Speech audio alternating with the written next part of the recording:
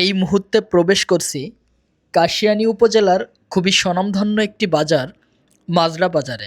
মাজরা বাজার কাশিয়ানী উপজেলার একটি প্রাণবন্ত স্থানীয় বাজার, যা স্থানীয় মানুষের দৈনন্দিন চাহিদা পূরণের পাশাপাশি গ্রামীণ অর্থনীতির একটি গুরুত্বপূর্ণ অংশ হিসাবে কাজ করে।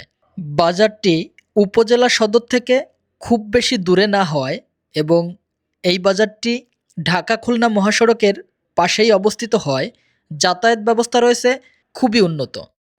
বাজারটি স্থানীয় কৃষক ও ব্যবসায়ীদের জন্য একটি গুরুত্বপূর্ণ স্থান, যেখানে তারা তাদের উৎপাদিত পণ্য যেমন কৃষি পণ্য ও অন্যান্য পণ্য বিক্রি করে এবং প্রয়োজনীয় সামগ্রী কেনাকাটা করে।